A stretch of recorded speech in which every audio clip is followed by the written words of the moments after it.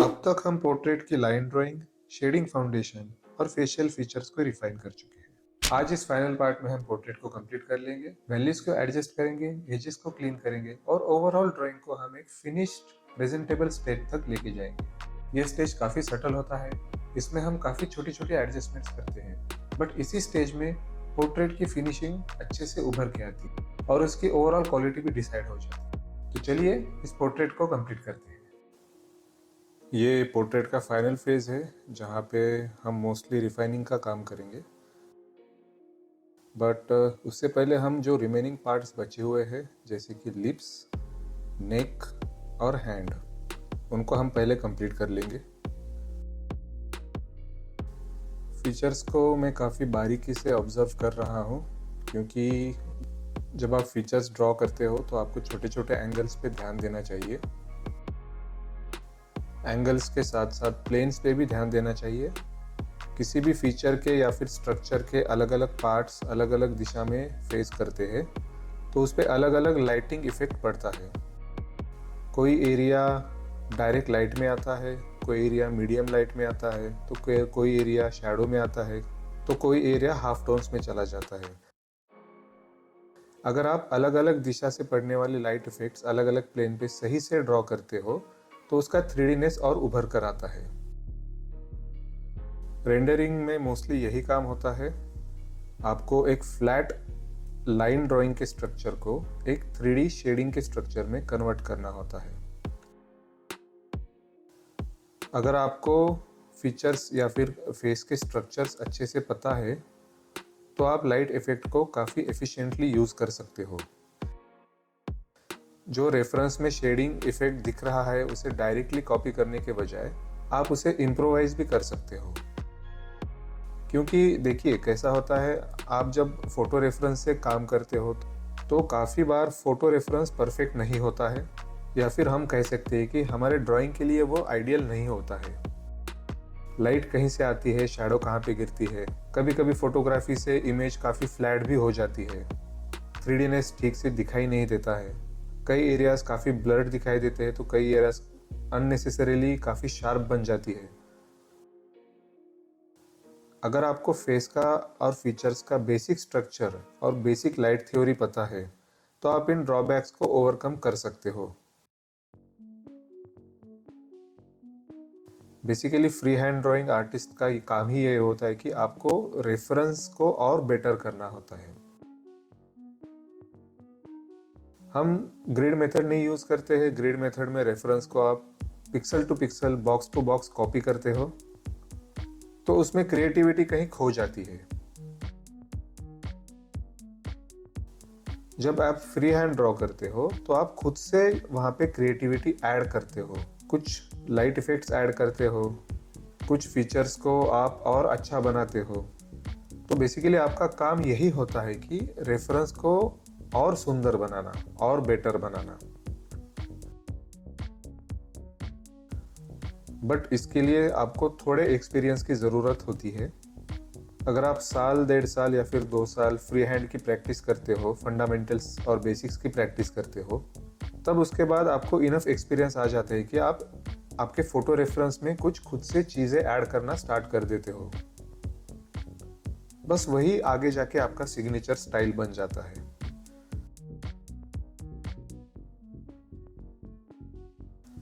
यहाँ पे मैं लिप्स के कॉन्टोर को, मतलब आउटलाइन को थोड़ा सा ट्विक कर रहा हूँ।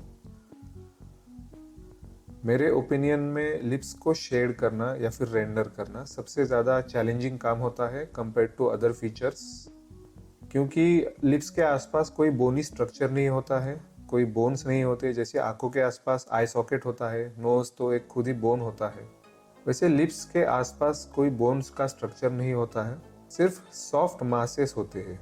इसलिए लिप्स के उतार और चढ़ाव सही से कैप्चर करना थोड़ा सा चैलेंजिंग काम बन जाता है।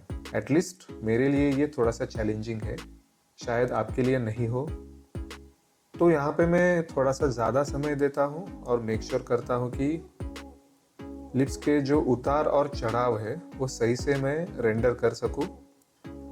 लिप्स हम काफ़ी फ्लैट समझते हैं जब हमको लिप्स के स्ट्रक्चर के बारे में पता नहीं होता है, बट इन रियलिटी लिप्स में काफ़ी उतार चढ़ाव होते हैं, काफ़ी स्मॉलर स्ट्रक्चर्स भी होते हैं, काफ़ी वेव टाइप होते हैं लिप्स, जो समंदर की वेव्स होते हैं, ऊपर नीचे थोड़ा सा कॉम्प्लेक्स स्ट्रक्चर वहाँ पे होता है। तो आपको अच्छे से ऑब्जर्व करके उसको ड्रॉ करना है।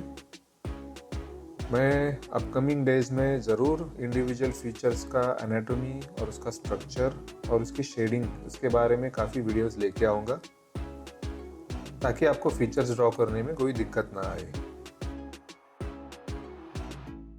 लिप्स में भी आपने देखा होगा, मैंने शेडिंग का सीक्वेंस सही तरीके से यूज़ किया है।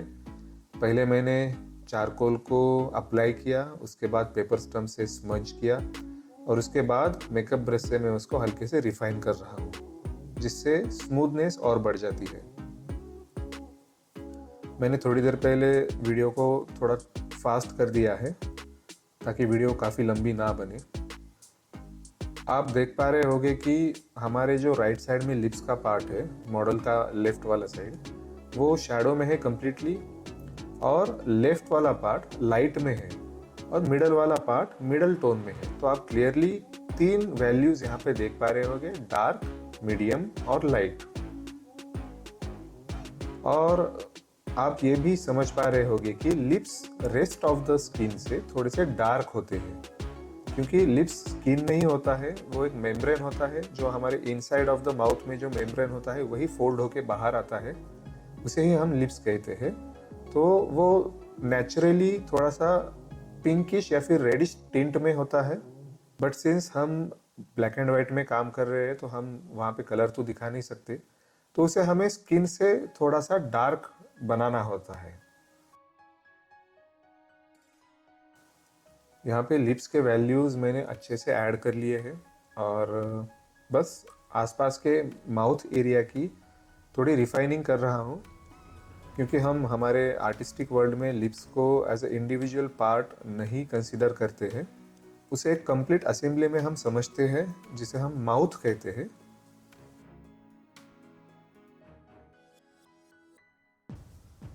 वहाँ पे सिर्फ जो लिप्स का शेप दिखता है वो ही नहीं होता है, उसका कर्व भी होता है। लिप्स के जो डिम्पल होते हैं, जो दोनों साइड जहाँ पे लिप्स मिलते हैं, लेफ्ट और राइट साइड, वहाँ पे एक डिम्पल पड़ता है, वो डिम्पल भी होता है। लिप्स के नीचे वाला, लोअर लिप के नीचे वाला फोल्ड भी होता है, और लिप्स और नोज़ को कनेक्ट करने वाला जो पार्ट होता है, ब्रिज पार्ट, जिसे फिल्ट्रम कहते हैं, वो पार्ट भी होता है। और नोज़ के अराउंड फोल्ड्स भी होते हैं, जिसे हम लाफ लाइन कहते हैं। जब हम हंसते हैं तब हमारे नोज़ और लिप्स के आसपास क्रीजेस पड़ते हैं, फोल्ड्स पड़ते हैं। तो ये पूरा जो एरिया होता है, इसे हम माउथ एरिया कहते हैं। और जब भी हम रेंडरिंग करें, हमें इसे एज अ होल असेंबली देखना है, ना कि हमें इसे इंडिविजुअल शेप की तरह दिखना है। जब इसे शब्दों से एक्सप्लेन करते हैं तो शायद आपको समझने में थोड़ी सी दिक्कत हो रही होगी, बट आप विजुअल्स पे ध्यान दीजिए, मैं एग्जैक्टली वहाँ क्या कर रहा हूँ, मैं लिप्स को कैसे रेंडर कर रहा हूँ, मेरा वर्क फ्लो क्या है।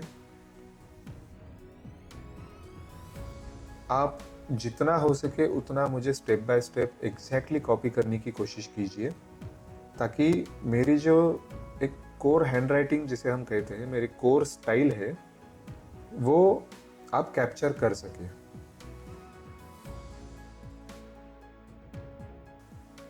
जब आप आर्ट सीखना स्टार्ट करते हैं तो आपको खुद के प्रैक्टिस के साथ साथ अदर आर्टिस्ट के डेमोस रेगुलरली देखने चाहिए और उनको step by step exactly copy करना चाहिए।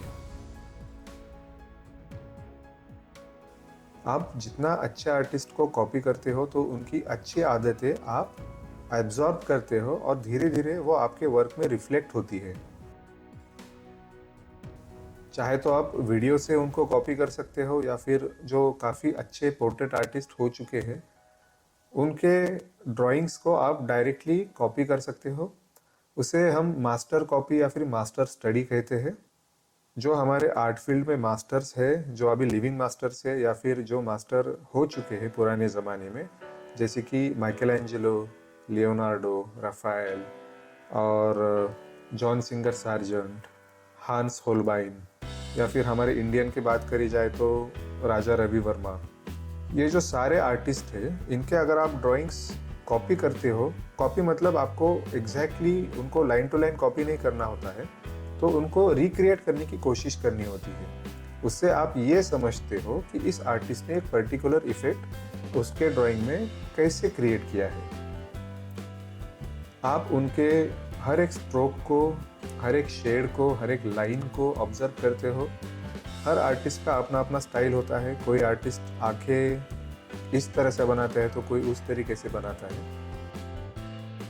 तो अगर आप अच्छे अच्छे आर्टिस्ट के ड्राइंग्स को स्टडी करते हो तो आपकी इम्प्रूवमेंट और भी ज़्यादा फास्ट होती है। इसीलिए आर्ट स्टडी में मास्टर स्टडीज का भी बहुत इम्पोर्टेंट रोल होता है। मास्टर स्टडीज कैसे की जाती है, कौन से मास्टर्स को स्टडी करना चाहिए, इसके बारे में और कभी बात करते हैं किसी और वीडियो में। अभी मैंने नेक रिफाइन करना स्टार्ट कर दिया है। तो नेक फेस से थोड़ा पीछे होता है, डेफिनेटली हमारा चिन और जॉ नेक से आगे होता है। तो वो इफेक्ट कैप्चर करना यहाँ पे काफ़ी क्रूशियल हो जाता है। काफ़ी सारे बिगिनर्स ये मिस्टेक कर देते हैं कि जो जॉ लाइन और चिन होता है उससे नेक का सेपरेशन उनका क्लियरली नहीं दिखता है। तो ऐसे लगता है कि पर्सन को जॉ है ही नहीं, डायरेक्ट गर्दन से उसका फेस स्टार्ट हो गया है। आप में से कई लोगों ने बिगिनिंग स्टेजेस में ये प्रॉब्लम फेस किया होगा। उसे दूर करने के लिए मैं एक आपको छोटी सी ट्रिक बता देता हूँ कि फेस से नेक को आपको हल्का सा डार्क रखना होता है। जैसे यहाँ पे आप देख रहे होंगे कि नेक के राइट साइड को तो डेफिनेटली वो शैडो में है, मिडल साइड वो मीडियम टोन में है, मीडियम वैल्यू में, और लेफ्ट साइड लाइट में है, फिर भी मैं उसको हल्का सा डार्क बना रहा हूँ ताकि वहाँ पे एक डेप्थ क्रिएट हो जाए। हमें एक इल्यूजन क्रिएट हो जाए हमारे सामने कि नेक फेस से थोड़ा पीछे है।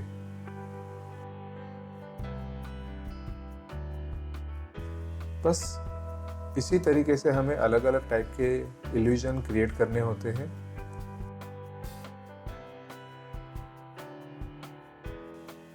यही आर्टिस्ट का रियल काम होता है। नेक में आपने देखा होगा कि लाइट टोन्स के लिए मैंने मेकअप ब्रश का यूज़ किया है। अभी भी यहाँ पे मैं कर रहा हूँ, देखिए।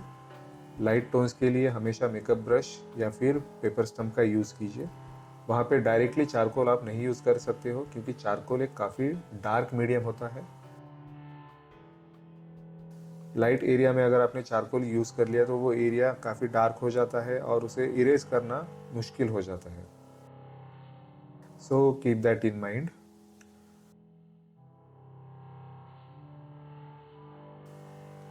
मेकअप स्पॉन्ज की मदद से मैं शेडिंग को मैं थोड़ा सा स्मूथ कर रहा हूँ।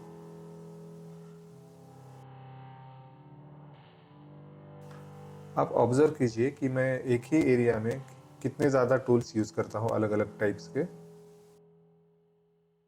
अगर आप मल्टीपल टूल्स यूज़ करते हो तो उससे आपका रियलिज्म और बढ़ जाता है और स्मूथनेस भी बढ़ जाता है। अब यहाँ पे मैंने हैंड रिफाइन करना स्टार्ट कर दिया है। सबसे पहले तो हम फिंगर नेल को फिंगर से अलग कर देंगे। आपके लिए और एक टिप मैं बताता हूँ कि जब भी आप फिंगर नेल ड्रॉ करते हो तो उसके अराउंड हार्ड आउटलाइन या फिर हार्ड एज आपको ड्रॉ नहीं करना होता है। आपको उसे काफ़ी सॉफ्ट रखना होता है। अगर आप हार्ड आउटलाइन ड्रॉ करते हो तो वो काफ़ी डिस्ट्रैक्टिंग लगता है। आप देखिए, मैंने फिंगर के अराउंड काफ़ी सॉफ्ट मार्किंग की है और सिर्फ वैल्यूज के मदद से मैं अलग अलग प्लेन्स को यहाँ पे दिखा रहा हूँ। सिमिलर टीथ में भी आपको सेम करना होता है। जब भी आप कोई पोर्ट्रेट ड्रॉ कर रहे हो जिसमें मॉडल स्माइल कर रहा होता है तो वहाँ पे आपको उसके इंडिविजुअल टीथ का आउटलाइन नहीं दिखाना होता है। जब आप वो करते हो तो आपका पोर्ट्रेट काफ़ी डिस्ट्रैक्टिंग लगता है। उसे हमें एक होल मास्क की तरह दिखाना होता है। स्माइली फेस कैसे ड्रॉ करते हैं इसके बारे में कभी और बात करेंगे हम।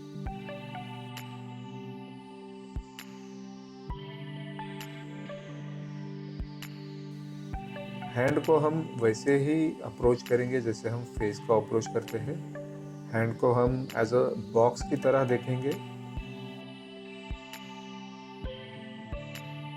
और बॉक्स के अलग अलग प्लेन्स में अलग अलग वैल्यू फील करेंगे।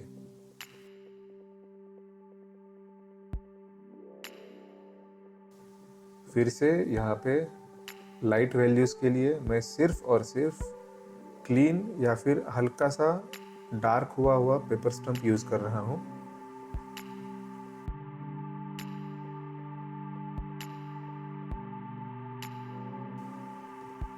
फिंगर्स जहाँ पे सेपरेट हो रही है वहाँ पे काफ़ी हार्ड एज बन रहा है, तो उसके लिए मैं डेफिनेटली हार्ड पेंसिल यूज़ करूँगा, हार्ड चारकोल, और हार्ड लाइन भी वहाँ पे मैं ड्रॉ करूँगा। जहाँ पे दो शेप्स एब्रप्टली चेंज होते हैं तो उसका सेपरेशन दिखाने के लिए आपको हार्ड लाइंस का इस्तेमाल करना ही पड़ता है।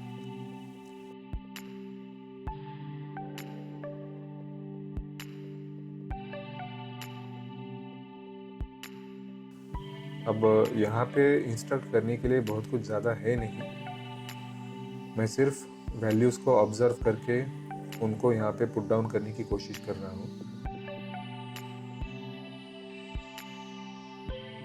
उसी के साथ साथ मैं हैंड का कॉन्टूर, मतलब उसका जो एज है, आउटर एज, जिसे हम पहले आउटलाइन कहते थे, अब हम उसे आउटलाइन नहीं कहेंगे, हम एक तो उसे एज कहेंगे या फिर कॉन्टूर कहेंगे। उसको भी मैं अच्छे से रिफाइन कर रहा हूँ। वो शैडो के साथ मिक्स हो रहा था तो मैं उसे सेपरेट कर रहा हूँ, क्योंकि हाथ मॉडल के नेक से थोड़ा आगे है, तो वो दिखाने के लिए वहाँ पे हार्ड एज का इस्तेमाल करना ज़रूरी है।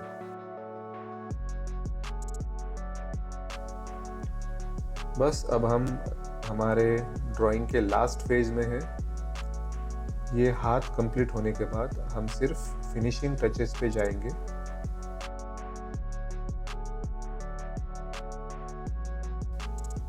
अभी आपको मैं समझाता हूँ फिनिशिंग टचेस एग्जैक्टली होते क्या है और हमें उसे कैसे करना है।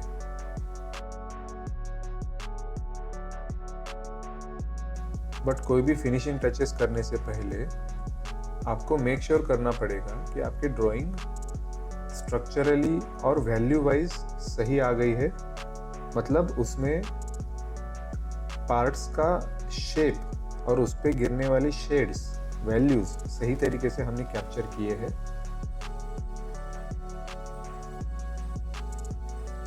अगर आप ये कॉन्फिडेंटली कह सकते हो कि हाँ, हमारा ड्राइंग स्ट्रक्चरली, वैल्यू वाइज और ग्रेडेशन वाइज, मतलब दो वैल्यूज के बीच में जो ट्रांजिशन होता है वो सब सही है, उसके बाद ही आप रिफाइनमेंट की तरफ बढ़ सकते हो।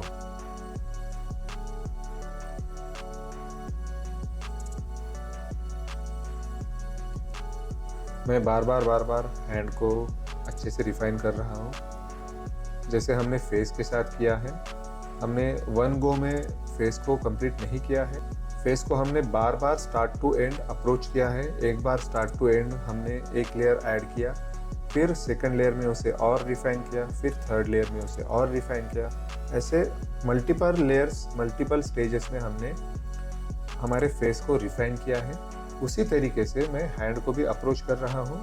पहले मैंने कुछ वैल्यूज़ और उसका कॉन्टूर और शेप सही किया, फिर और एक स्टेज में उसे और ज़्यादा 3D बनाने के लिए और ज़्यादा हाई डेफिनेशन बनाने के लिए और रिफाइन किया।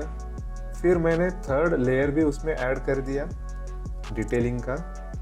इससे अब देखिए हैंड हमारा धीरे धीरे रिफाइन हो रहा है और काफ़ी ज़्यादा रियलिस्टिक लग रहा है। अगर आप वीडियो को 10 मिनट पहले लेके जाओगे और हैंड को देखोगे तो काफ़ी फ्लैट था, और अभी देखिए उसमें कितनी ज़्यादा डेप्थ क्रिएट हो गई है। ये सारा कमाल है लाइट, शेडिंग, वैल्यूज़ एजेस जो ड्राइंग के सारे फंडामेंटल्स होते हैं। बस कुछ ही समय में हमने हाथ को काफ़ी 3D लुक दे दिया है।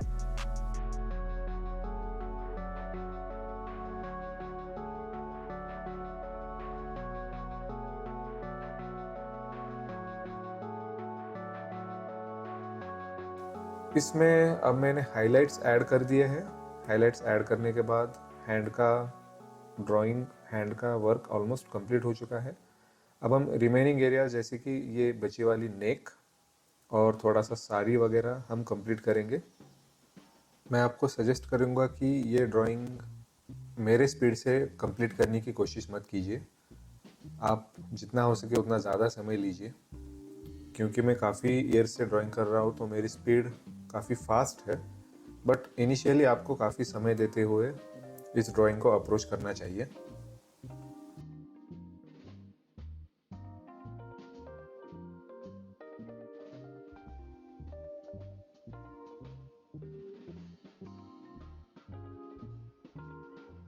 अब मुझे लग रहा है कि ड्राइंग कंप्लीट हो चुका है, तो अब हम फिनिशिंग टचेस की तरफ बढ़ेंगे।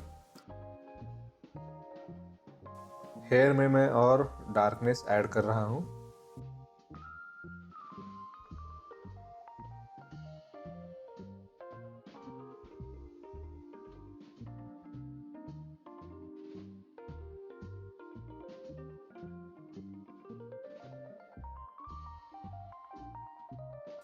बट उससे पहले ये बैकग्राउंड एलिमेंट को हम एक डार्क वैल्यू में कवर कर देंगे।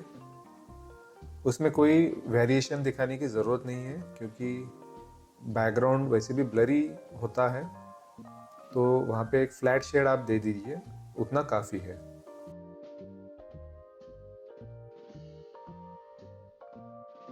आप बैकग्राउंड की वैल्यू और हेयर के वैल्यू का सेपरेशन भी देखिए। जैसे जैसे एलिमेंट्स हमारे पिक्चर प्लेन से दूर चले जाते हैं, मतलब और डीप चले जाते हैं, तो वैसे वैसे वो थोड़े से लाइट होते जाते हैं। तो आप क्लियरली यहाँ पे देख पा रहे होगे कि हेयर को मैंने बैकग्राउंड एलिमेंट जो भी है वो पोल दिख रहा है मुझे शायद, उससे काफ़ी डार्क रखा है। अगर आप वो दोनों को सेम वैल्यू दोगे तो व्यूअर को कंफ्यूज हो जाएगा कि दोनों एक ही प्लेन पे है। हमें बैकग्राउंड को पीछे दिखाना है, सब्जेक्ट को आगे दिखाना है, तो आगे वाले पार्ट में मतलब पोर्ट्रेट में हमें डार्क वैल्यूज़ यूज़ करने हैं हेयर में, और जो बैकग्राउंड एलिमेंट है उसको स्लाइटली एक या दो वैल्यूज़ उसको हमें लाइट दिखाना है।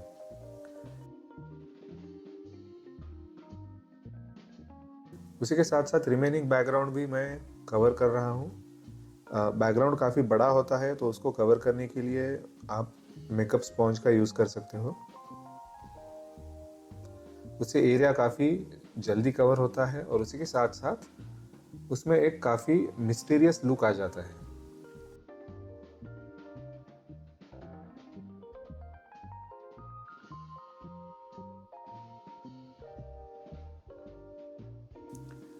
तो मेकअप स्पॉन्ज में मेरे इनफ चारकोल नहीं था, तो यहाँ पे मैंने थोड़ा सा विलो चारकोल ऐड कर दिया है। उसको पेपर स्टम्प से पेपर के ग्रेन्स में दबा रहा हूँ और उसके बाद मेकअप ब्रश या फिर मेकअप स्पॉन्ज से उसे हल्का सा स्मज कर रहा हूँ, जिससे एक स्मूथ इफेक्ट हमें दिखाई दे रहा है।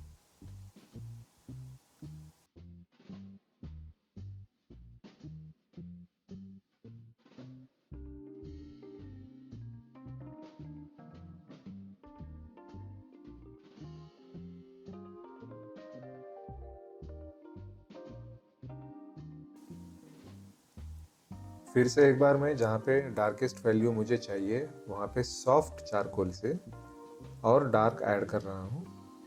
अब ये फाइनल लेयर ऑफ चारकोल है, इस पे हमें कोई भी स्मजिंग नहीं करनी होती है। अगर आप फाइनल लेयर ऑफ चारकोल पे स्मजिंग करते हो तो चारकोल पेपर से हट जाता है और वो एरिया हल्का सा लाइट हो जाता है। तो जब भी आप फाइनल लेयर अप्लाई करो डार्केस्ट वैल्यूज़ के लिए, तो वहाँ पे सिर्फ और सिर्फ सॉफ्ट चारकोल ही यूज़ कीजिए। उसके बाद कोई भी टाइप का स्मजिंग टूल आपको वहाँ पे यूज़ नहीं करना है।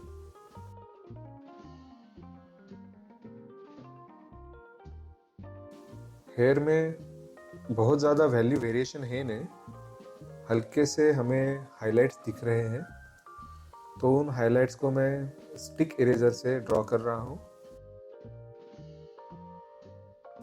बट आपको ये ध्यान में रखना होगा कि उसे एकदम ही लाइट नहीं करना है, क्योंकि हेयर फेस से काफ़ी डार्क होते हैं, तो हेयर का लाइट पार्ट भी काफ़ी डार्क ही होगा, बट वो डार्क से हल्का सा लाइट होगा।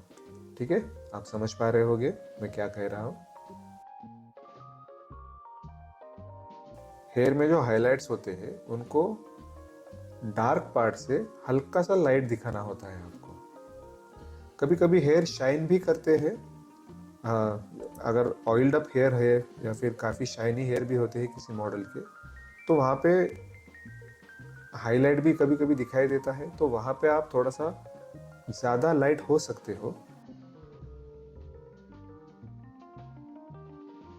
But in this photograph, in this case, आप देख पा रहे होगे, ऑब्जर्व कर पा रहे होगे कि हेयर में बहुत ज़्यादा शाइन नहीं है, इसीलिए हाइलाइट्स भी काफ़ी ज़्यादा लाइट नहीं है यहाँ पे।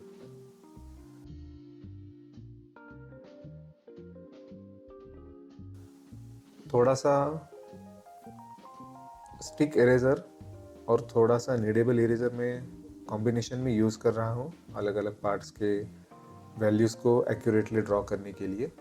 मीडियम वैल्यूज़ के लिए मैं नीडेबल इरेजर यूज़ कर रहा हूँ, क्योंकि वो उतना ज़्यादा स्ट्रॉन्ग नहीं होता है, और लाइट एरियाज़ के लिए मैं स्टिक इरेजर यूज़ कर रहा हूँ।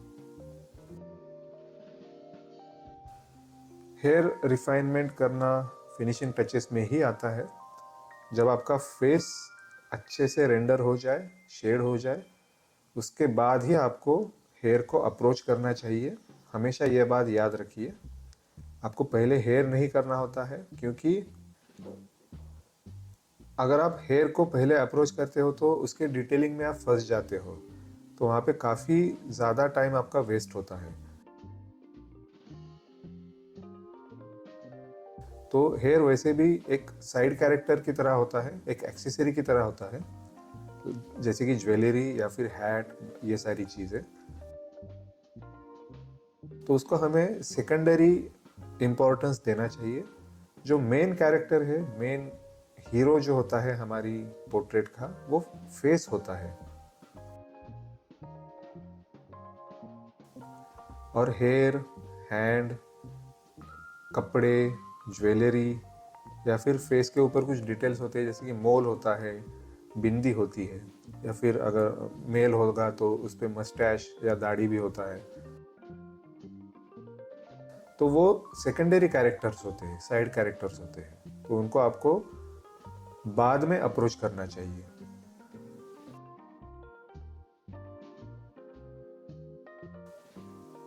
फिनिशिंग टचेस देना हमने स्टार्ट कर दिया है पहले ही, तो उसमें बेसिकली करना क्या होता है कि वैल्यूज़ को आपको सही से एडजस्ट करना होता है। जैसे हमने हेयर में ज़्यादा डीप्स, ज़्यादा डार्क वैल्यूज़ ऐड कर दिए, थोड़े से हाइलाइट्स ऐड कर दिए, अब हम उसके अकॉर्डिंग बाकी के एरियाज़ को भी रिफाइन कर रहे हैं। जब आप काफ़ी ज़्यादा डार्क हेयर ऐड करते हो तो फेस के वैल्यूज़ काफ़ी लाइट लगने लगते हैं, तो शायद वहाँ पे आपको एडजस्टमेंट करने की ज़रूरत पड़ती है। यहाँ पे मैं साड़ी वाला पार्ट पहले कंप्लीट कर रहा हूँ, उसके बाद फेस की फाइनल डिटेलिंग की तरफ हम बढ़ेंगे। साड़ी, जैसे मैंने कहा, सेकेंडरी कैरेक्टर होता है, तो आपको उसे एग्जैक्टली कॉपी करने की ज़रूरत नहीं होती है, बस एक टेक्सचर का और फोल्ड्स का इल्यूजन आपको यहाँ पे क्रिएट करना होता है। अब देखिए मैं यहाँ पे डिटेल्स का कैसे इल्यूजन क्रिएट कर रहा हूँ। मैं बिल्कुल भी कोई भी तरह की डिटेल्स, डिज़ाइन या फिर फोल्ड्स ड्रॉ नहीं कर रहा हूँ, बस रैंडम लाइट और डार्क एरियाज के पैचेस बना रहा हूँ, जिससे व्यूअर को लगे कि वो कुछ साड़ी नुमा है, मतलब साड़ी की तरह कुछ दिख रहा है। ठीक है, उतना इनफ होता है। देखिए मैं अंदर के डिज़ाइन का टेक्सचर कैसे ड्रॉ कर रहा हूँ। बस रैंडम स्क्रिबल्स कर रहा हूँ। कोई भी व्यूअर फोटोग्राफ को आगे रख के उसको कंपेयर नहीं करने वाला है कि ये डिज़ाइन 1 सेंटीमीटर यहाँ गया है, ये डिज़ाइन 2 सेंटीमीटर वहाँ गया है। वो बस डिज़ाइन को देखेंगे और अप्रिशिएट करेंगे। इसलिए कपड़ों में, जिसे हम ड्रेपरी भी कहते हैं, बहुत ज़्यादा डिज़ाइन में नहीं फंसना है।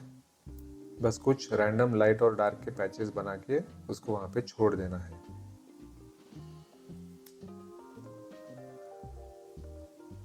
मेरे ख्याल से अब साड़ी भी अच्छे से रिफाइन हो चुकी है। अब हम फेस और हेयर में डिटेल्स ऐड करना स्टार्ट कर देंगे। जैसे कि यहाँ पे कुछ लूज हेयर के स्ट्रैंड्स हमें दिखाई दे रहे हैं, वो हम ड्रॉ करेंगे। उसके लिए आप हार्ड और मीडियम चारकोल का यूज़ कीजिए। यहाँ पे मैं हार्ड चारकोल यूज़ कर रहा हूँ, उससे काफ़ी हार्ड लाइन दिखाई देती है और वो लाइंस थोड़ी सी लाइट भी होती है।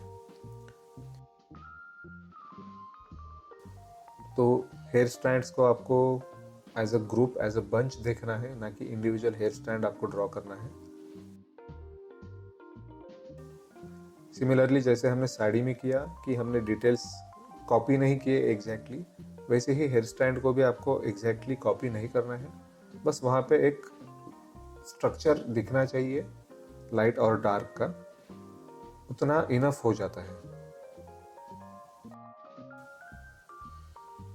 हेयर मेरे हिसाब से तो ठीक दिख रहे हैं अभी। अब मैं फेस के अंदर के जो वैल्यूज़ है उसको मैं एडजस्ट कर रहा हूँ। एडजस्ट मतलब हेयर और बाकी की डिटेल्स ऐड करने के बाद मुझे ऐसा लग रहा है कि कुछ एरियाज थोड़े कम डार्क हो गए हैं, तो उसको मैं डार्क कर रहा हूँ। और थोड़ी देर बाद हम इसमें हाइलाइट्स भी ऐड कर देंगे।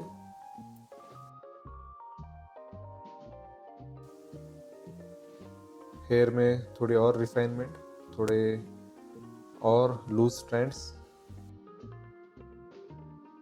जैसे कि फोरहेड और आईब्रो के साइड में कुछ स्ट्रैंड्स हमें दिखाई दे रहे हैं। तो फेस में जब भी आप कोई ऐसी डिटेलिंग ड्रॉ करते हो, जैसे कि मोल, हेयर स्ट्रैंड्स, ज्वेलरी वगैरह, तो वहाँ पे आपको काफ़ी केयरफुल होना पड़ता है। अगर आपने डार्क पैचेस वहाँ पे लगा दिए तो इरेज करना, जैसे कि मैंने बहुत बार कहा है, कि मुश्किल हो जाता है।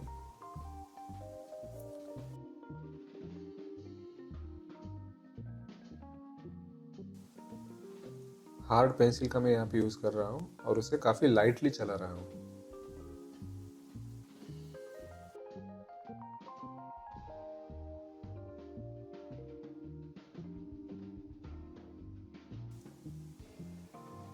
उस हेयर स्ट्रैंड्स की शैडो भी फेस पे गिरती है, तो उसके लिए हल्का सा पेपर स्टम्प से मैं स्मच कर रहा हूँ उस एरियाज में।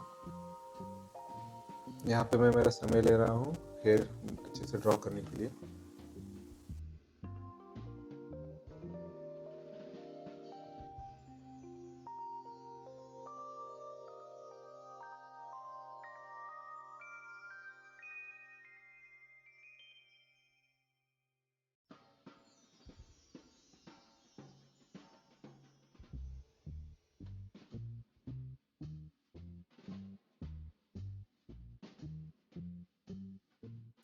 उसके बाद मैं ईयरिंग ड्रॉ करूँगा।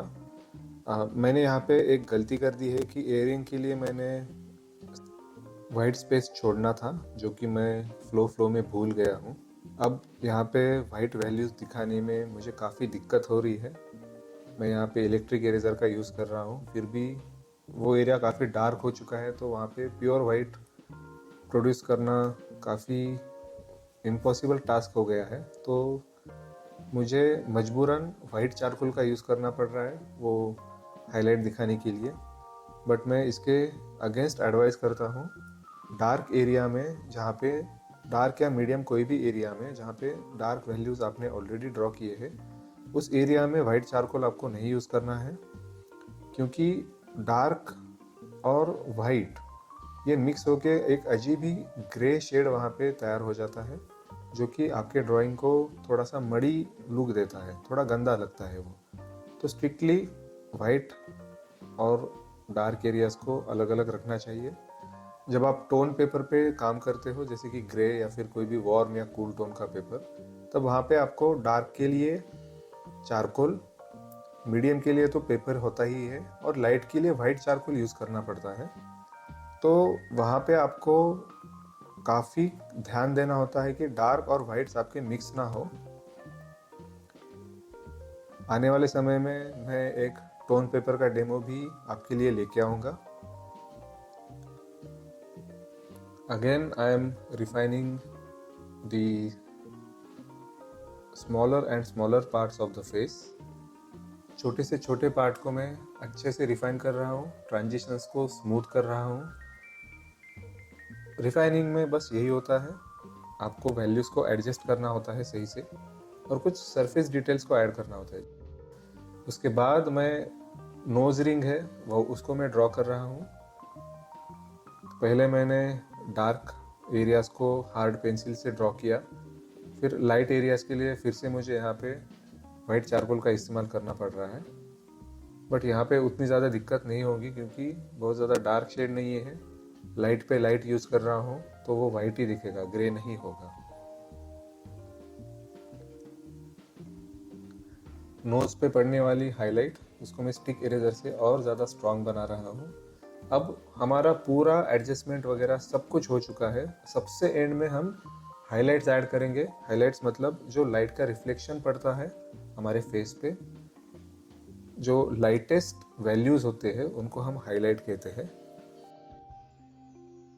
तो अब मैंने यहाँ पे हाईलाइट ऐड करना स्टार्ट कर दिया है। नोज़, नॉस्ट्रिल, लिप्स, उसके बाद चिक पे जो एक स्ट्रॉन्ग हाईलाइट दिख रहा है गाल पे, लेफ्ट आई के नीचे, उसको भी मैं स्टिक इरेजर से ड्रॉ कर रहा हूँ। उसका ट्रांजिशन काफ़ी स्मूथ होना चाहिए और काफ़ी लाइट भी वो दिखना चाहिए। उसी के साथ साथ आसपास के एरिया में थोड़ा सा एडजस्टमेंट्स। ये प्रोसेस टू एंड फ्रो थोड़ी देर के लिए चलती जाएगी। फिनिशिंग टचेस वाले फेज़ में आपको बहुत ज़्यादा समय नहीं देना होता है और उतना ज़्यादा समय लगता ही नहीं। एडजस्टमेंट्स करने में बस 10 से 15 मिनट लग जाते हैं। फिनिशिंग टचेस देते समय आपको 4 चीज़ों का ध्यान रखना है। ये चारों चीज़ें आपको चेक करनी है सही है या नहीं हर एक एरिया में। सबसे पहले तो है वैल्यूज़, उसके बाद एजेस, उसके बाद दोनों वैल्यूज़ के बीच का ट्रांजिशन और लास्ट में है शेप। वैसे शेप तो हमने ड्राइंग फेज में ही काफ़ी रिफाइन किया है, तो शेप को बहुत ज़्यादा रिफाइन करने की यहाँ पे हमें ज़रूरत नहीं पड़ती है। बट जहाँ जहाँ पे आपको लगता है ज़रूरत है हल्का सा ट्विक करने की, आप कीजिए। ये चारों चीज़ें मेरे दिमाग में वन बाय वन चलती है। फोरहेड में मैं चेक करता हूँ वैल्यूज़, एजेस, शेप्स और ट्रांजिशंस ठीक है। उसके बाद मैं नोज़ में आ जाता हूँ, फिर चीक में आ जाता हूँ, फिर चिन में आ जाता हूँ। अलग अलग एरियाज़ में मैं सारी चारों चीज़ों को चेक करता हूँ सही है या नहीं। अगर नहीं है तो क्विकली उसे मैं करेक्ट कर लेता हूँ। अब हमारा पोर्ट्रेट कंप्लीट हो चुका है। बस लास्ट कुछ चीज़ें मैं यहाँ पे करूँगा, जैसे कि आँखों में जो हाईलाइट है उसको मैं इलेक्ट्रिक इरेजर से कर रहा हूँ, ड्रॉ कर रहा हूँ। ठीक है, यहाँ पे आपको थोड़ा सा केयरफुली इलेक्ट्रिक इरेजर यूज़ करना है क्योंकि वो काफ़ी वाइब्रेट करता है, तो हाथ से फिसल के पूरे ड्राइंग पे फैल जाता है, तो एक वाइट लाइन वहाँ पे क्रिएट हो जाती है। अगर आपके पास इलेक्ट्रिक इरेजर नहीं है तो आप स्टिक इरेजर भी यूज़ कीजिए। स्टिक इरेजर भी नहीं है तो आप नीडेबल इरेजर भी यूज़ कर सकते हो। उससे थोड़ा समय ज़्यादा लगेगा बट डेफिनेटली आपका काम हो जाएगा। उसके बाद लास्ट चीज़ हमारी बचती है वो है बिंदी, और लिप्स के नीचे हल्का सा छोटा सा मोल आपको दिखाई दे रहा है। बट उसके पहले आईज़ में मैं थोड़ा सा और डार्क और हार्ड लाइंस ऐड कर रहा हूँ। जैसे मैंने पिछले वीडियो में कहा कि लेफ़्ट आई हमारा फोकल पॉइंट होना चाहिए, तो उसे सबसे ज़्यादा डेफिनेशन में हमें बनाना है, 4K में बनाना है, और रिमेनिंग एरियाज़ को हमें धीरे धीरे कम डेफिनेशन में बनाना है। तो लेफ्ट एरियाज़ में मैं और ज़्यादा कॉन्ट्रास्ट ऐड कर रहा हूँ, मतलब डार्क्स और लाइट्स और ज़्यादा ऐड कर रहा हूँ, जिससे व्यूअर का अटेंशन सबसे पहले लेफ्ट आई पे अट्रैक्ट होना चाहिए। फिर वहाँ से उसकी नज़र पूरे पोर्ट्रेट में खेलती रहेगी। यहाँ पे मॉडल के आँखों में जो आई मेकअप है, जो अपर आई लैशेस में दिख रहा है, वो भी काफ़ी ग्लॉसी है। वहाँ पे भी एक हाईलाइट दिख रहा है मुझे लेफ्ट आई में, वो भी मैं इरेजर से ड्रॉ कर रहा हूँ।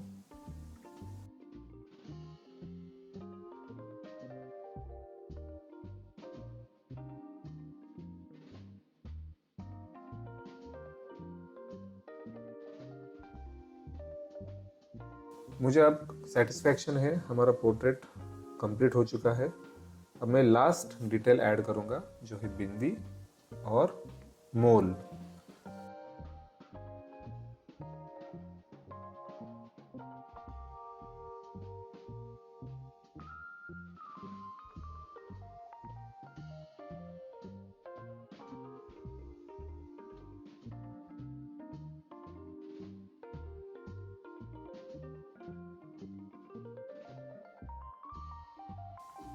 इस तरीके से हमारा पोर्ट्रेट यहाँ पे कंप्लीट होता है।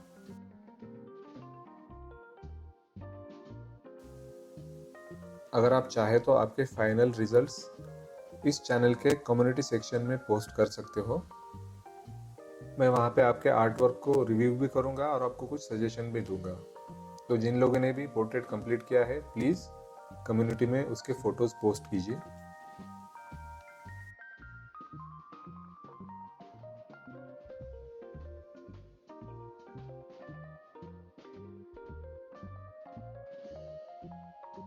अगर आपने ये पूरी सीरीज स्टार्ट से एंड तक फॉलो की है, तो आपने देखा होगा कि हर स्टेज का अपना अपना एक इम्पोर्टेंस होता है और अपना एक रोल होता है। अगर आप हर स्टेज को स्टेप बाय स्टेप फॉलो करते हो, तो पोर्ट्रेट ड्राइंग की प्रोसेस काफ़ी आसान हो जाती है। जो भी व्यूअर्स पार्ट 1 से लेकर पार्ट 4 तक बने हुए हैं, उनको मैं कॉन्ग्रेचुलेशंस कहना चाहता हूँ। आप अपने क्राफ्ट के लिए काफ़ी सीरियस हैं। अगर आप आगे ऐसे ही रेगुलर प्रैक्टिस करते चले जाओगे, तो डेफिनेटली आपके पोर्ट्रेट्स में काफ़ी इंप्रूवमेंट होगी और धीरे धीरे आप प्रोफेशनल लेवल तक भी पहुंच सकते हैं। आने वाले दिनों में मैं पोर्ट्रेट ड्राइंग पर काफ़ी डेडिकेटेड वीडियोस लेके आऊँगा, जैसे कि प्रोपोर्शंस, फीचर्स, शेडिंग कैसे करते हैं, एस्थेटिक्स क्या होता है, पोर्ट्रेट को प्लान कैसे करते हैं। अगर आप वो वीडियोस देखना चाहते हो तो चैनल को अभी सब्सक्राइब कीजिए अगर आपने नहीं किया होगा, और बेल आइकन ज़रूर दबाइए। Thank you for watching this video.